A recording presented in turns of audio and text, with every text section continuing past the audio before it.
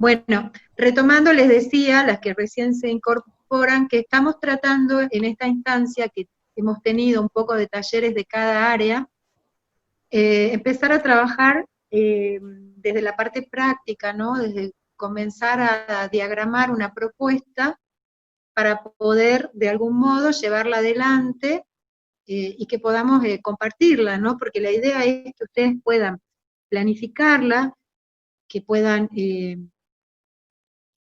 digamos, seleccionar sus recursos, buscar el medio que les parezca más apropiado y poder desarrollarla como si estuvieran en la sala.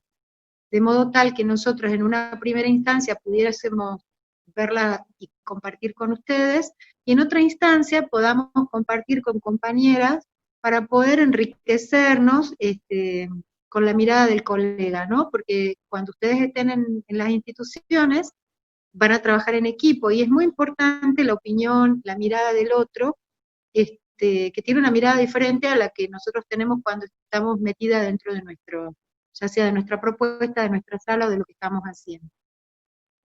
Nosotros sabemos que las propuestas tienen como finalidad orientarnos, organizar la tarea, evitar improvisar, de manera tal que si les pedíamos a ustedes que de cada taller desarrollaran una propuesta didáctica, iba a quedar como un poco, de algún modo, desordenada, inconexa, ¿no? Sin una coherencia interna. Entonces pensamos que podíamos partir de tomar un eje general y avanzar en algunas cuestiones para que ustedes después, cada grupo al que se le asigne, desarrolle su propuesta desde el área que le tocó, ¿no?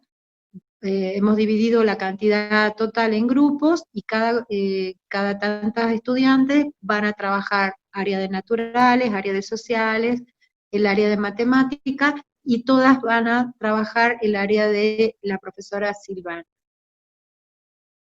En este caso, el eje, la idea que centralizaría esta propuesta tendría este título, ¿no? La Tierra es la casa de todos.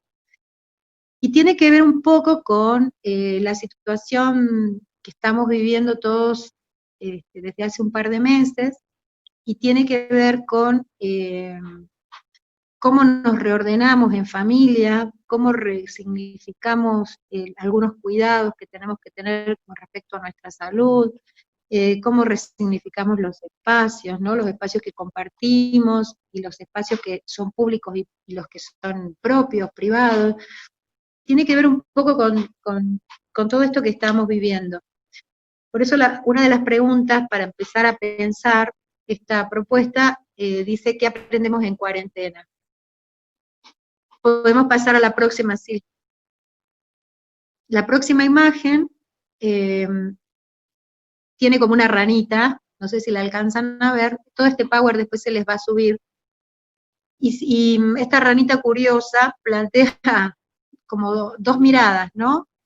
¿Qué pasó en esta cuarentena? ¿Qué aprendí? Una tiene que ver con cómo se modificó nuestro entorno natural y social a partir del aislamiento preventivo, social y obligatorio. Con respecto a la naturaleza, sabemos que muchos cambios se pudieron ver muy evidentes, muy evidenciados con animales, con cursos de ríos, con el aire, ¿no? Con los espacios verdes, y con las relaciones que hemos construido. Nosotros tenemos la costumbre como pueblo de juntarnos, de abrazarnos, de compartir el mate, de compartir el vaso de gaseosa, de no guardar distancias, ¿no? Tenemos esto del contacto corporal y afectivo muy cercano.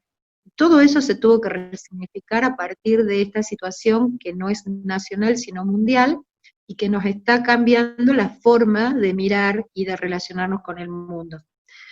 Eso por un lado. Y por el otro lado, la ranita también se pregunta qué aprendimos en casa, porque si ustedes se ponen a mirar un poco su propia realidad, van a poder ver que también en la casa sucedieron muchos cambios, ¿no? Se resignificaron momentos, otros momentos se complicaron, Eh, Hubo que distribuir roles, hubo que trabajar la autonomía de los más chicos, mm, hubo que acomodar las rutinas, los horarios, una serie de cuestiones que tienen que ver con la convivencia para mantener una armonía medianamente sana, digamos, en todo este tiempo en el que algunas personas y algunas familias tienen la posibilidad de tener espacios más amplios donde poder movilizarse, incluso salir a un patio, y otros tienen espacios muy reducidos y comparten durante muchas horas el mismo espacio. Entonces, ¿cómo nos organizamos a partir de eso? Pasamos a la próxima. Entonces, pensando desde este lugar, la propuesta nuestra tiene que favorecer todas las propuestas que nosotros trabajamos en el nivel inicial, tienen que favorecer el desarrollo de capacidades. Nosotros sabemos que hay capacidades que son fundamentales y otras capacidades y que a la vez engloban otras capacidades que están como transversales siempre, ¿no? Como la comunicación, por ejemplo. En este caso, las capacidades que pensamos nosotros centrar, era el pensamiento creativo, la resolución de problemas y el trabajo colaborativo. El pensamiento creativo es una capacidad que necesariamente debe ser desarrollada desde que el niño es muy pequeño, porque nos permite, sobre todo a nosotros los argentinos, ¿no? Poder superar las situaciones y los obstáculos que nos puedan aparecer o suceder a diario. Si nosotros no pudiésemos tener la capacidad de poder resolver de una manera creativa, desde distintos lugares, una situación, sería muy difícil superar, por ejemplo, esta situación que estamos atravesando, ¿no? Cómo tuvimos que resignificarnos, cómo tuvimos que replantear las situaciones de conflicto, de problemas, o de horarios, o de lo que fuese que nos sucedió, y cómo tuvimos que buscar formas creativas de convivir, de organizarnos socialmente, recreativamente, etc. La resolución de problemas, porque es una capacidad sumamente necesaria, que tiene mucho que ver con el pensamiento creativo, y que de algún modo nos habla también de salirse de la zona de confort, ¿no? De salirse de una respuesta única, o de una acción única, o de una forma única de resolver las cosas. Resolver un problema lleva al niño a enfrentarse con preguntas que a veces no tienen respuestas, sino tienen otras preguntas que las acompañan, lo lleva a poder digamos, de algún modo plantearse desafíos de cómo puedo resolver este problema, y tomar saberes anteriores y probarlos, y cómo organizo esta información que estoy logrando, o este logro que tuve, cómo lo puedo comunicar, ¿no? La resolución de problemas los ayuda a los niños a poder, digamos, comprender situaciones y resolverlas de algún modo, ¿no? La resolución de problemas no siempre tiene que ver con la matemática, tiene que ver con muchas situaciones de la vida, ¿no? De la vida diaria y de otras áreas del conocimiento. Volviendo para atrás un poquito, quedaba ver el trabajo colaborativo, obviamente, porque nosotros necesitamos que el niño vaya de algún modo comprendiendo que que las cosas no se pueden resolver solo necesariamente, que podemos contar con otros, que tenemos que trabajar de manera organizada, que tenemos a veces que ceder roles, ¿no? Que los roles no siempre el rol principal va a ser el mío, que cada uno cumple un rol, y en ese cumplimiento del rol las cosas se pueden resolver de una manera satisfactoria para todos. Y atravesando todo esto, obviamente, la construcción de habilidades para el desarrollo de capacidades, habilidades sociales, ¿no? Para el desarrollo de capacidades intra e interpersonales, ¿no? Esto de tener que aprender a escuchar al otro, de esperar mi turno, A lo mejor mi opinión no es la última, o mi solución, por decirlo de algún modo, no es la única que se acepta, hay que discutir con otros, hay que escuchar otras propuestas. Ese trabajo que tiene que ver con la construcción de la tolerancia a la frustración, que los niños y los adultos actuales tienen un margen muy bajo de tolerancia a la frustración, ¿no? Y esto que me permite de algún modo lograr confianza, seguridad, y me permite tomar decisiones de manera más autónoma. Estas capacidades no se van a desarrollar con esta unidad didáctica o con este proyecto, con esta secuencia, ni con la otra. Son las capacidades, las vamos desarrollando durante todo el ciclo del nivel inicial. Esperamos que cuando culmine el nivel inicial, el niño haya podido construir o desarrollar algunas de estas capacidades y continuarlas a lo largo de su vida, porque toda la vida seguimos mejorando estas capacidades que hemos logrado, ¿no?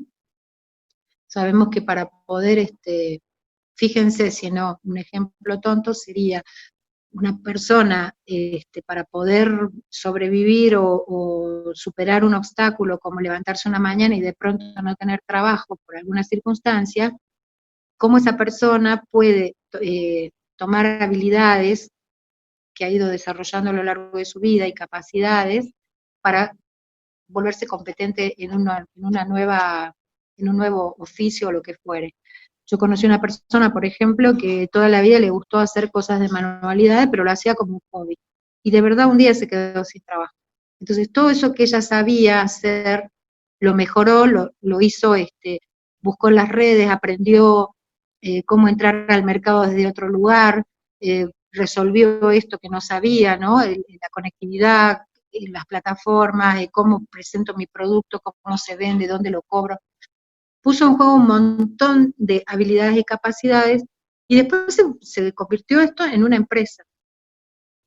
Entonces esta empresa, que ella maneja sumamente con una competencia increíble, ella lleva casi 13 años de funcionamiento y partió de esto, ¿no? De una necesidad de trabajar y de poner en juego todo esto. Nosotros tenemos que, desde chicos a los chicos, prepararlos para esto, ¿no?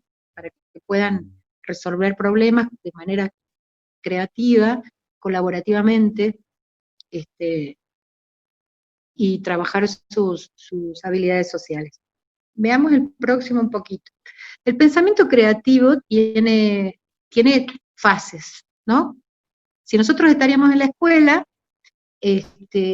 tendríamos que tener en cuenta estas 3 fases por las que tendría que atravesar el grupo, y cuál sería nuestro posicionamiento como docente, nuestro rol, digamos, no nuestro posicionamiento, el rol que desempeñaría en cada etapa. La primera etapa se denomina de sensibilización, y es esa etapa en donde uno lo pone al grupo frente a la situación, ¿no? Para que el chico se pueda movilizarse, pueda movilizar esos saberes previos que tiene frente a esta situación, qué le dice, qué datos le está dando la situación, poder identificar qué es lo que pasa, y poder, de algún modo, ir pensando cómo resolver. Por eso nunca tiene que ser esta etapa una cosa forzada, una cosa fabricada de manera de que se dé. Esto tiene que darse naturalmente si yo supe seleccionar la situación a resolver. En esta primera parte, el rol del adulto, del docente, es un rol pasivo, entre comillas, porque es un rol donde, digamos, toma registro de las opiniones, de las preguntas, de los saberes, ¿no? De todo eso que se va desarrollando, de cómo el niño va tomando, qué estrategias usa, cómo pone en juego sus opiniones, sus argumentos y demás. Después viene una segunda parte que se llama de reflexión, y es donde yo paso de esto que yo pienso a construir una idea un poco más objetiva, porque tengo que dialogarla, la tengo que confrontar, la tengo que argumentar y justificar en grupo, ¿no? Cada grupo, cada niño podrá tener su opinión acerca de la situación y todas las opiniones son válidas, pero nosotros vamos a tener que ir pensando y y poniendo en juego cada una de estas opiniones para ver si los resultados nos convencen a todos sí o no, ¿no? Porque a partir de ahí, recién nosotros vamos a poder, una vez que aunemos un criterio, vamos a poder decir sí, no sé, en este momento un ejemplo, supongamos que a veces pasa, ¿no? ¿Por qué llueve? ¿No? Una pregunta, ¿por qué llueve? Y entonces, algunos dirán, todavía los que están en una etapa animista, capaz que digan porque las nubes lloran, tal vez otro dirá llueve porque estamos en invierno, otro dirá llueve porque las plantas necesitan agua, y cada hipótesis en algún punto es válida desde el lugar que cada uno la ve. Ahora hay que confrontarla, discutirla, investigarla, ¿no? Y poder defender la posición desde, digamos, llegar a un acuerdo de una mirada general, de un juicio general en el que todos acordemos que no sería porque las nubes lloran, ¿sí? Sí, necesariamente el agua es útil para las plantas, pero no llueve cuando las plantas quieren, ¿no? Entonces habrá que investigar qué es lo que provoca esto. Si tiene que ver con la estación del año o no, con qué tiene que ver. Y después la última etapa, que es la activación, se denomina activación de la creatividad, donde se van a ir utilizando o se van a ir seleccionando aquellas cuestiones ya relevantes que han construido los grupos después de la discusión, después de la investigación, después de la comparación. Y sobre esto que se ha digamos, concluido, vamos a ir poniendo en juego ya todo lo que vinimos construyendo desde atrás, ¿no? Repasamos nuestros saberes previos, dónde estábamos parados, qué pensábamos, qué creíamos, por qué creíamos que era así, ¿no? ¿Qué nos hizo cambiar esta mirada o esta afirmación que teníamos? Es importante pasarla por las dudas, porque si no nos vamos a demorar mucho. Pasa a la próxima. Cuando planteamos los problemas tenemos que ayudarlos a los chicos a ir construyendo la descripción de ese problema y escuchando las posibles soluciones, ¿sí? Tenemos que guiar, ¿no? Orientar las preguntas para que se comprenda mejor ese problema y podamos actuar sobre ese problema de una manera más concreta. Formular siempre preguntas que sean abiertas, que le permitan buscar nuevas ideas, ¿no? Y también los tenemos que ayudar, una vez que han logrado llegar a una conclusión y están de acuerdo y demás, cómo van a exponer o cómo van a comunicar eso a lo que han concluido. Ahí esta es como una pequeña guía. Dice, ¿qué tratamos de averiguar? Sería la pregunta, ¿qué estuvimos tratando de aprender? ¿Qué queríamos averiguar? Y entonces los chicos ahí van a hacer como una pequeña recopilación breve y sencilla acerca de lo que estábamos, por ejemplo, esto del agua, ¿no? ¿Qué aprendimos hasta ahora? Sería otra pregunta. Para que ellos puedan ir explicando, ¿no? Si esta situación, dice el ejemplo, se asemeja a, por ejemplo, ¿qué aprendimos hasta ahora? Aprendimos que no llueve porque las nubes lloran, sino que llueve porque el proceso, ¿no?, de los ciclos del agua. Que no lo vamos a poner a explicar ahora. Las precipitaciones que tienen que ver con el clima, que tienen que ver con la ubicación geográfica, que tienen que ver con un montón de cosas. ¿Todos piensan de la misma manera? Sería la pregunta de la seño. Para habilitar, no, yo creo que, a mí me parece, o sea, digamos, que los demás puedan ir interviniendo, poniendo su punto de vista, y escuchando a todos, ¿no? Porque a veces nos quedamos solo con el que dice lo que nosotros queremos escuchar. ¿De qué otra manera podríamos explorar esto? Sería una pregunta para abrir el juego, ¿no? Y entonces algunos dirá, bueno, podemos buscar por internet, otros pueden decir, bueno, podremos investigar desde los libros. ¿De qué otra manera? Bueno, yo conozco un señor que trabaja, que es meteorólogo del aeropuerto, le podemos preguntar distintas formas de ir llegando a una respuesta.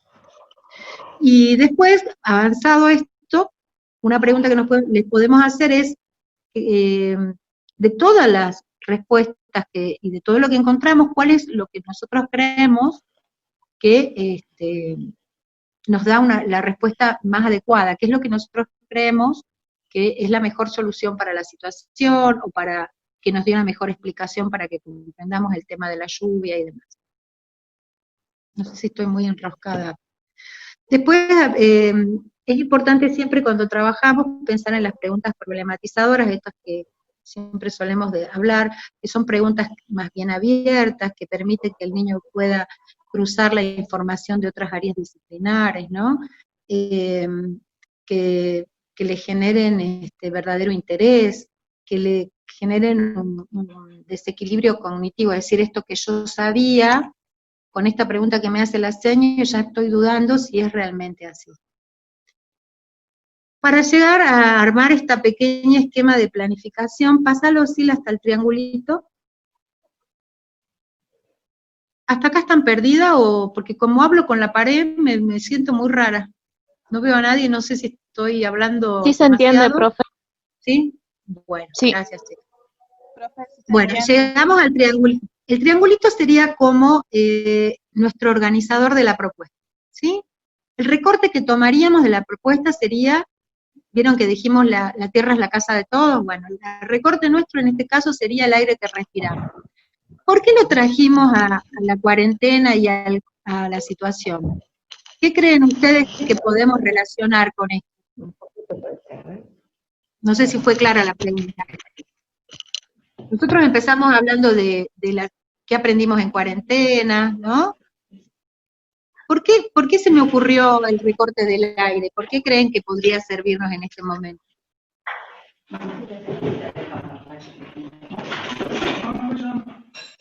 Porque, ¿me escucha, profe? Sí, sí te escucho. Yo pienso que porque con esto de que estuvimos todos en cuarentena en el mundo, digamos, hubo un cambio repentino en la atmósfera. Ya no hubo tanta contaminación, el aire se renovó, eso permitió, digamos, dar nueva vida, que empiezan a florecer, digamos, nuevas plantas, es como que el ambiente se renovó al causar ese cambio tan brusco de un día estar y al otro ya no estar, digamos.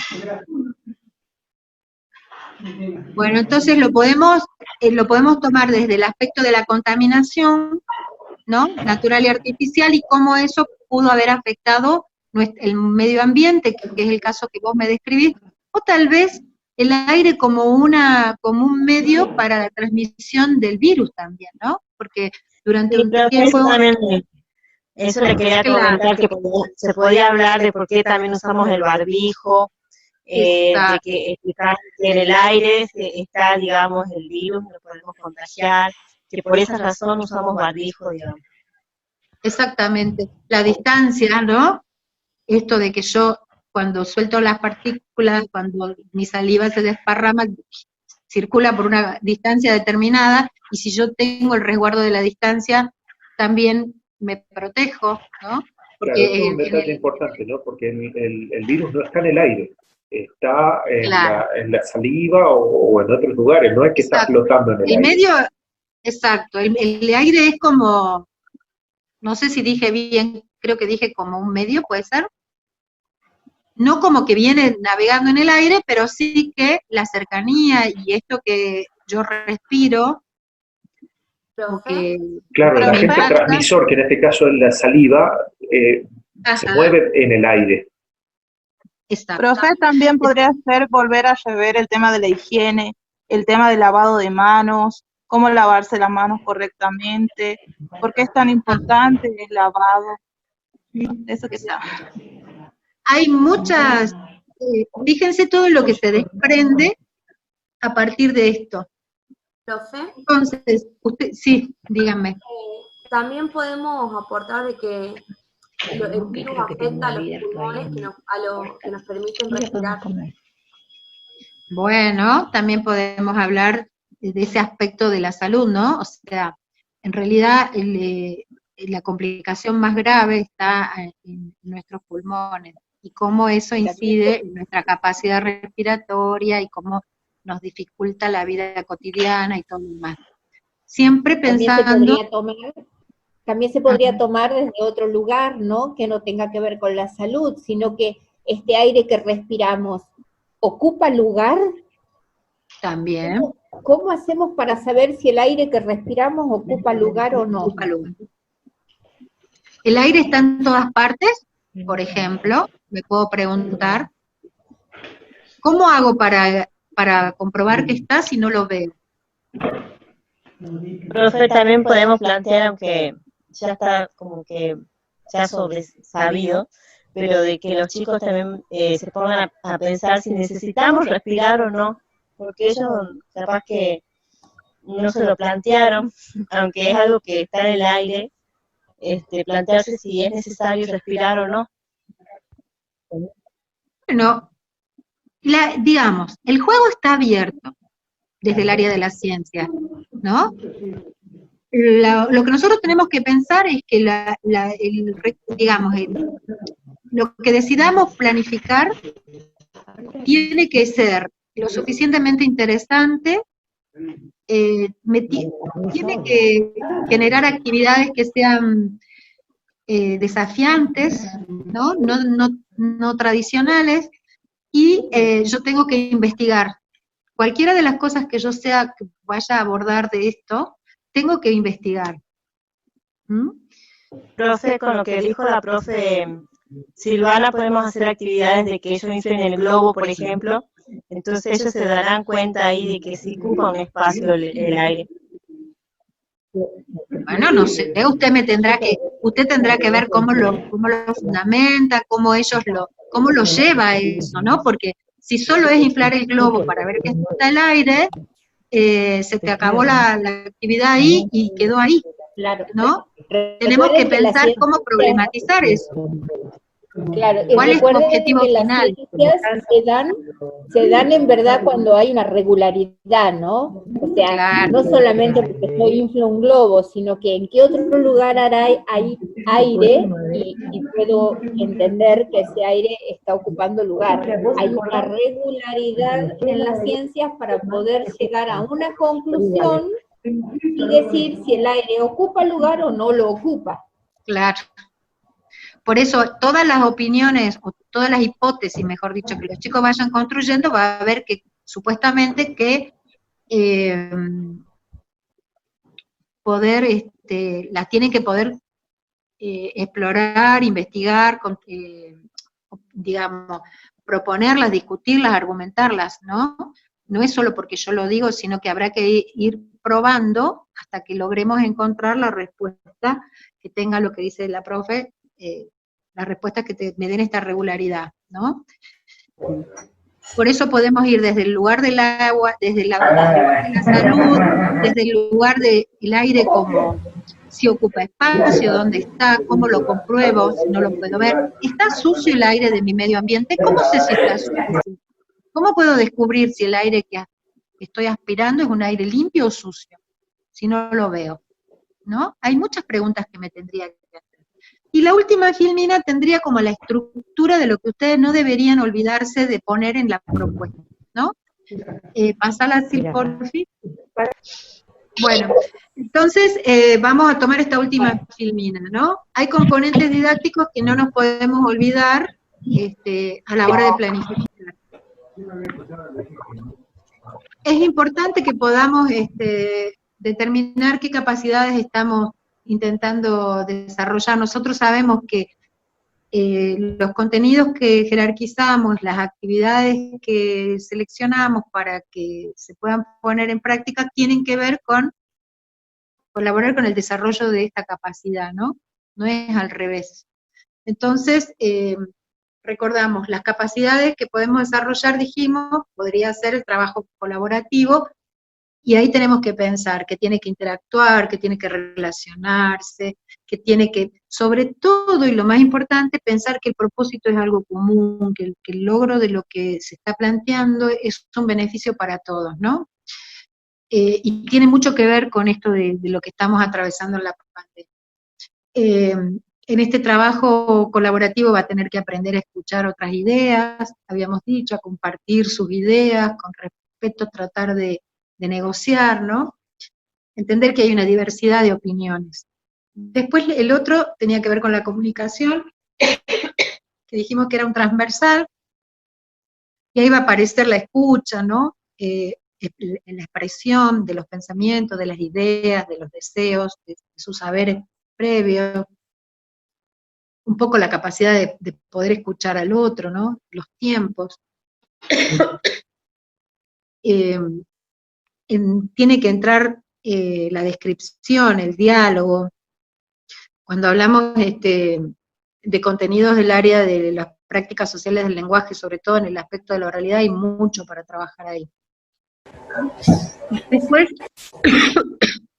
hablamos también, bueno, de la resolución de los problemas, y dijimos que tiene que poder ir enfrentando estas pequeñas situaciones, o sea, que tienen que tener un desafío, esa propuesta que tengamos para hacerle, y pueda movilizar esos conocimientos que él tenía, con los que él dispone, y ver cómo va a ir resolviendo a partir de este desafío, cómo va a ir poniendo en juego estas capacidades para poder resolver, ¿no? Que no hay una respuesta única para resolver. Por eso, o sea, digamos, para una misma respuesta hay muchos caminos de construcción, y las respuestas no siempre son únicas. Decíamos recién con la profe, tiene que ver también con la interpretación que cada uno hace de determinada situación, contexto, etc. Lo otro es el propósito. Nosotros, cuando hablamos de propósito, siempre tenemos que pensar en esta intención del docente, ¿no? ¿Qué se propone el docente con esta propuesta? ¿Qué intención tiene esta propuesta, no? ¿Qué pretende recorrer? ¿Qué pretende que este niño apropie, que este niño desarrolle? ¿Qué pretende favorecer en este niño, no? ¿Qué pretende,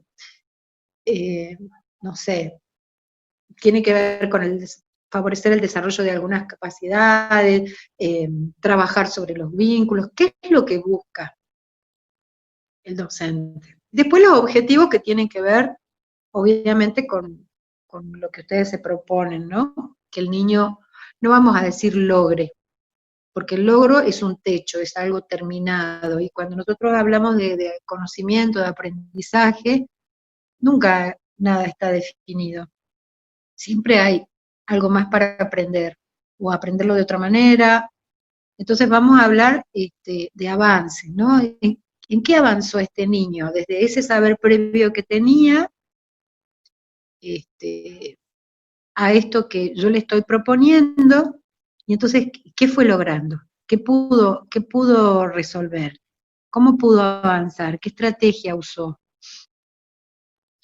Nosotros, cuando tengamos que ver el tema de la evaluación, tenemos que mirar esos objetivos desde el término, desde esta posición de avance, y relacionar esto que yo me propongo, qué situaciones generé para que esto pase, cuántas situaciones generé para que esto pase, qué variedad de situaciones le di para que esto pueda ocurrir.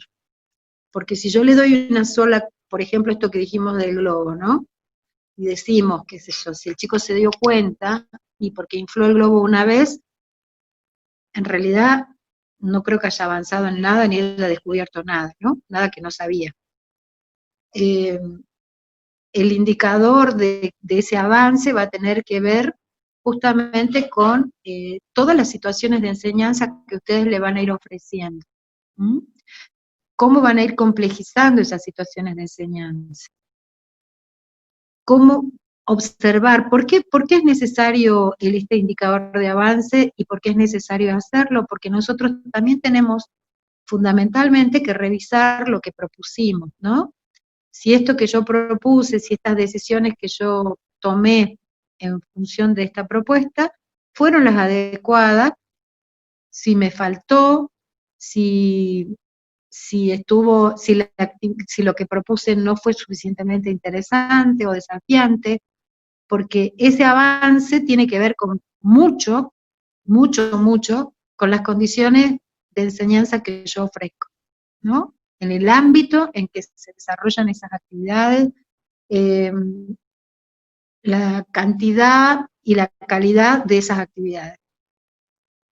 Después, bueno, los ámbitos de experiencia, las áreas de enseñanza, serían las que tenemos en el diseño, obviamente, donde nosotros vamos a ir seleccionando y jerarquizando los contenidos desde el taller, porque ahí ya directamente ustedes cuando hacen este esquema, van al taller que les toca, ¿no? Entonces, el área de enseñanza puede ser, por ejemplo, el área de las ciencias naturales, por decirlo, ¿sí? Entonces tendrán que ver qué eje y qué contenido van a seleccionar y jerarquizar para trabajar esta experiencia que quieren presentar, esta propuesta. Y los ámbitos de experiencia tienen que pensar cómo van a generar ese entorno de aprendizaje, ¿no? Para que se dé esa experiencia. ¿Qué propondrían? ¿Cómo ese espacio, ese recurso, esa idea, esa pregunta, esa situación, le permite al niño articular saberes que él ya tiene, poner en juego sus conocimientos, ¿sí? Y desafiarlos para construir nuevos aprendizajes? Y entonces yo les puse unos cuantos ámbitos que son como más amplios y que involucran todas las áreas, ¿no? Pueden estar dados desde el juego, por ejemplo, en todo esto que decía la profe Silvana, si yo no lo veo al aire, el aire dónde está, cómo lo compruebo, de dónde lo descubro, puede partir de situaciones lúdicas, ¿no? Cómo atrapo el aire, dónde no sé, el aire puede mover los objetos, ¿cómo los mueve? ¿Por qué los mueve? No sé. Todo lo que a ustedes se les pueda ocurrir puede partir de una experiencia de juego. Y eso no le quita la seriedad a resolver la situación problemática que ustedes hayan planteado. Puede tener que ver con el entorno natural y social, de esto que hablábamos hace rato, ¿no? De la situación de la pandemia, de la situación familiar en la pandemia, ¿no? Cómo la familia se organiza, cómo se organiza la sociedad en la pandemia. ¿Quién organiza? ¿Quién toma las decisiones que nosotros seguimos, ¿no? ¿Cómo se toman esas decisiones? ¿Quién piensa? ¿Quién nos cuida? ¿A quién cuidamos nosotros? Desde el área de la comunicación, bueno, todo lo que atraviesa, digamos, el eje de la comunicación oral, que es muy fuerte en esto, siempre, en el nivel inicial, porque si no construimos una buena base de comunicación oral, difícilmente logremos, digamos, una alfabetización exitosa en lo que se espera en los años venideros, porque entiendo que si el niño no puede comprender, no puede expresar lo que quiere decir de la manera adecuada, si no puede construir una idea, si no puede transmitir un mensaje, si no puede interpretar lo que está escuchando, si no puede ampliar y utilizar el vocabulario de manera correcta, si no puede ubicarse en tiempo y en espacio de lo que se está hablando, es muy complejo lo que viene después, ¿no? Esta comunicación que puede ser verbal y no verbal, y que dentro de la comunicación tenemos, dentro de las áreas de las prácticas sociales tenemos también el área que tiene que ver con la comunicación escrita, ¿no? El aspecto escrito que tiene que ver con esta exploración de la escritura delegada, ¿no? Si yo de pronto llevo un registro, un diario de las cosas que hice en el día, o de lo que más me afectó en un día determinado, o quiero hacer no sé, comunicar a otras personas cómo cuidarse. Lo puedo hacer a través de escritura espontánea o escritura delegada, ¿no? Que también son contenidos de esa área. También la lectura, los textos que utilizo, informativos, etcétera, instructivos, si de pronto tengo que fabricar no sé, un taparrostro o un barbijo o lo que fuere.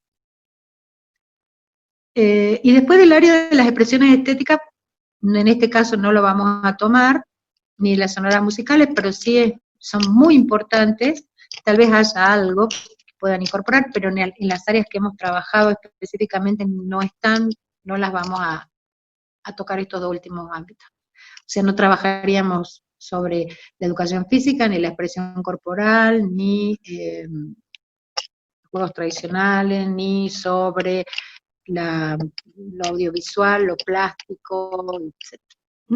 Y después, bueno, los indicadores los podemos esbozar, si se animan, lo pueden ir poniendo, lo podemos ir pensando juntas, porque yo sé que la parte de la evaluación procesual siempre es más difícil, es más compleja, y mirándola desde el lugar de la capacidad y del desarrollo de esas capacidades, tengo que tener cuidado en cómo la voy a plantear, ¿no? Tengo que plantear, como decíamos hace un rato, cuál es mi posición inicial, qué hizo la seño en el medio, ¿no? ¿Qué experiencias me ofreció para que yo pueda avanzar en esa construcción original que yo tenía? No sé si me explico. Si no me explico, me dicen, ¿no? Porque les digo, me es muy difícil hablarme a mí sola. Las estrategias que levantaron la mano que quieren hacer alguna pregunta. Bien, a ver, escucho. Yo, profe, no, quería informarle, digamos, que Florencia Nievas me está comunicando que quiere unirse a la clase y no puede, desde hace rato que quiere unirse y no puede unirse, digamos. Y no la quería Decirle que no se preocupe porque va a subir el power y el audio, y cualquier duda nos puede llamar y nosotros le aclaramos, no hay problema. Una posibilidad que tenga que actualizar el Zoom, ¿no? Las estrategias, les decía, son fundamentales porque es necesario que ustedes las registren en su propuesta, ¿sí? Tiene que ver con todo esto que ustedes se proponen, piensan, todo este camino que hacen para que el niño pueda, ¿no? Generar los espacios de manera sostenida, favorecer, ¿no? La estrategia no tiene que ver con lectura de lámina, no sé, juego, esa no lo tomaríamos como una estrategia. Si yo, por ejemplo, estoy tratando de descubrir esto del aire, ¿no? Y estoy trabajando desde el entorno natural, bueno, yo tendré que pensar cómo genero las situaciones para que esto que él necesita descubrir sea variado, sostenido, en un espacio que tenga los recursos que correspondan, en un espacio donde él pueda interactuar con otro y pueda expresar con libertad y con confianza sus opiniones, donde sea escuchado, ¿sí? En este caso, qué sé yo, para mí la lectura de la lámina o el juego de más ya no sería una estrategia, ¿no? Lo podemos conversar, podemos volver a leer desde los autores y volvemos a ponernos de acuerdo con el tema de las estrategias, pero la redacción de la estrategia es un poco más compleja que enunciar, porque sería como, a ver, por ejemplo, si yo necesito en un momento que el niño trabaje, tal vez la profe Silvana me tira las orejas, pero supongamos que yo necesito que el niño trabaje descripción de una situación, el conflicto, me describa tiempo y espacio, etcétera, etcétera. Y uso una lámina, ¿no? La lámina no es mi estrategia para que él pueda lograr describir, ubicarse en el tiempo, comprender, digamos, el inicio, el desenlace, el conflicto, etcétera, etcétera. Sería un recurso nada más. La estrategia sería buscar situaciones diferentes, con recursos diferentes, para que el niño pueda describir, ubicarse, reconocer personajes, identificarse. La lámina es un recurso nada más. Si yo lo pongo como una estrategia, a mí particularmente me parece que es muy pobre, pero bueno, lo podemos discutir. Y los recursos tienen que pensar que pueden usar recursos digitales, o sea, recursos virtuales, los recursos tradicionales, el cuerpo, la voz, la expresión, el gesto, la postura corporal, el espacio que ambienten, todo eso va a entrar en el recurso que tienen que usar en esta forma diferente de hacer su experiencia práctica, ¿no? Todo eso va a jugar ahí. Y después es importante también la bibliografía para que nosotros podamos ver si ustedes profundizaron los temas, qué tipo de autores eligen, ¿no? Con qué criterios seleccionan los videos, no sé, lo que hayan seleccionado. Nosotros eso también nos sirve para poder asesorarlas, apoyarlas, orientarlas. Hasta acá más o menos sería lo que tenemos. No sé si alguien quiere decir algo, preguntar algo. También agregar, Claudia, que la bibliografía con la que se trabaja es aquella bibliografía que el docente se apropia para poder comprender y para poder estudiar sobre ciertos fenómenos que suceden, sociales, naturales o del área de la matemática, para poder empaparse de esos conceptos y entonces recién poder hacer el proceso de enseñanza, ¿no? Porque si yo en realidad no sé muy bien, en el ejemplo que estábamos dando, si en realidad no sé muy bien del aire o cómo voy a ver esto de que ocupa lugar, no queda clara de lo que va a suceder con el aire, muy difícilmente voy a poder enseñar. Si bien en caso puedo decirle a los chicos, lo vamos a investigar, lo ideal es que yo lo investigue antes, ¿no? Y que las preguntas que no pueda responder sean las mínimas, ¿no? Entonces, esa bibliografía es la que iría en la bibliografía de la planificación, de la propiedad. Claro, tal cual, sí, sí, tal cual. Claro, particularmente no pondría en la bibliografía el diseño curricular. El diseño curricular es un documento, eso te iba a decir, ¿no? Claro. Eso te iba a decir, es inevitable. No es la bibliografía de la que yo me voy a valer para poder dar clase, bajo ningún concepto, ¿sí? Tal cual. El diseño es condición sine qua non para poder planificar. Pero es tal cual lo que dice la profesora. Yo necesito investigar, necesito siempre estar 2 pasos más adelante de la pregunta del niño. En este caso, bueno, va a ser más difícil, porque no los tenemos, pero cuando ellos están presentes, nos descolocan más de una vez con sus preguntas, ¿sí? Yo recuerdo una vez, cuando yo estaba haciendo mi práctica, estábamos en aquel momento con el juego centralizador del aeropuerto, y había un nene que nunca participaba y jugaba con un autito, y cuando vino la profesora a observarme y estaba todo maravillosamente organizado según yo, el nene se dio vuelta y me dijo, señor, ¿te puedo hacer una pregunta? Sí, querido, ¿cómo no? Dije yo. Y me dijo, ¿qué es la retropropulsión? Se imaginan mi cara, quería desmayarme, no tenía idea de lo que me estaba hablando. Entonces, la profesora, que era muy inteligente y muy formada, me pidió que buscara un globo, lo infló y lo soltó. Y cuando se elevó el globo le dijo, eso es la retropropulsión. Y el mocoso se dio vuelta y me dijo, claro, lo que tiran los cohetes que van a la luna. O sea, yo estaba con el aeropuerto y la triste azafata, y él me había superado ampliamente. Y yo no pude responder, ¿no? Nunca más me olvidé de eso. Por eso es que es muy necesaria la bibliografía, en este caso hablando del aire y en esta circunstancia especial, en este ejemplo especial que dimos, desde las ciencias naturales, pero desde las ciencias sociales también, ¿no? Esta cuestión que hablaba la profe Claudia, de cómo nos estamos organizando en el hogar, ¿quién manda en nuestra sociedad y si en nuestra célula familiar hay alguien también que tiene una jerarquía, si en nuestra familia es democrática o no, ¿no? Entonces todo eso debería yo buscarlo y saberlo antes de iniciar las clases, porque quizás me lo van a preguntar. Y es bueno poder dar buenas respuestas, ¿no? No respuestas inventadas o lo que yo creo por la edad que tengo y que me parece, ¿no?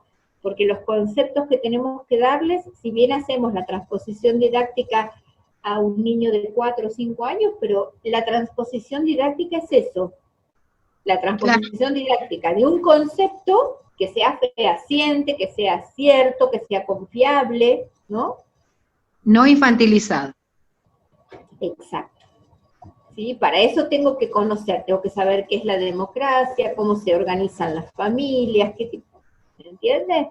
Para eso necesito seguramente alguna bibliografía ustedes se ponen de las ciencias sociales, ¿no? Porque si se ponen a ver todo nuestro desplazamiento fuera de la casa, también tiene ahora o por lo menos hasta hace muy poco, un correlato totalmente diferente al que teníamos. Tuvimos hasta que salir con un papel que alguien nos daba permiso para salir o para cruzar al banco porque era el barrio de al lado, ¿no?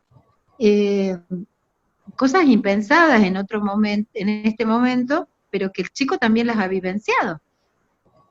El hecho de que sus papás no puedan salir a trabajar, ¿no? Que estemos todos como la angustia que provoca, cómo se manejaron las emociones todo este tiempo. ¿Qué pasó con todo eso? ¿Quién me contuvo a mí?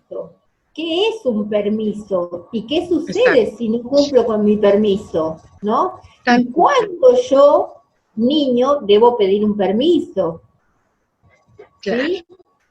Todos esos temas, pero bueno, hay que conocer mucho sobre las ciencias sociales en este caso, ¿no? Para saber cómo puedo yo llegar al niño y explicarle de algún modo o preparar ciertas clases para que el niño pueda construir ese aprendizaje, ¿no? Esa idea, claro. Esa idea de bueno, que de libertad, de control, libertades, ¿no? Hasta dónde llega mi libertad, dónde empieza la libertad del otro, si esto solamente es en mi casa o es afuera también, qué sucedería en una sala, ¿no? ¿Dónde termina mi libertad? ¿Dónde empieza la libertad de mi compañero? Tal cual, tal cual. Es bastante, parece muy tonta la idea original, pero se desprende hacia muchos lugares, ¿no? Te da un abanico importante de opciones para que cada una pueda pensar creativamente su propuesta. No tiene una sola forma de resolverse esta idea que hemos tirado hoy aquí en la mesa, ¿no? De lo que está pasando a nivel mundial con la pandemia, con la familia, con el medio ambiente, ¿no? Con la salud, con la sociedad, con los afectos, con las costumbres, hasta con la recreación, ¿no? Cómo ha cambiado todo de golpe. Entonces cada una va a tener la oportunidad de tomar desde el lugar que crea que puede desarrollarlo de la manera que sea verdaderamente desafiante, nutritiva, diría yo. Y con respecto al área de la profe, perdón, desde este ámbito de juego, a quien le toque el área de matemática, porque las áreas las vamos a proponer nosotras, bueno, desde este ámbito, a ver cómo organizo una secuencia, un proyecto, una unidad didáctica, ¿no? En relación a lo que tengo que proponer desde la enseñanza de matemáticas, desde la enseñanza de las ciencias, desde la enseñanza de la literatura, ¿no?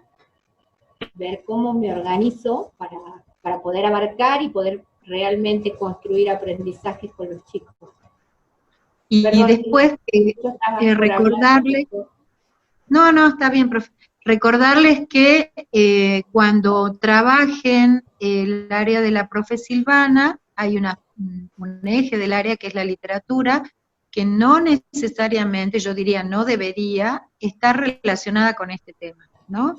Acordémonos cuál es, digamos, el objetivo primordial, que es el disfrute, el goce estético, ¿no? Este momento de creatividad, de imaginación, no lo forcemos que entre en ninguno de estos aspectos, porque puede entrar desde otros lugares y no necesariamente desde la literatura. La literatura no la vamos a tomar de forma didáctica, ¿no? Con moralejas. Una pregunta de las chicas Sí. es cómo narrar las capacidades. ¿Cómo narrar? No entiendo la pregunta. ¿Cómo Imagino sería cómo narrar capacidades? Imagino que tiene que ver con esto de que ellas tienen que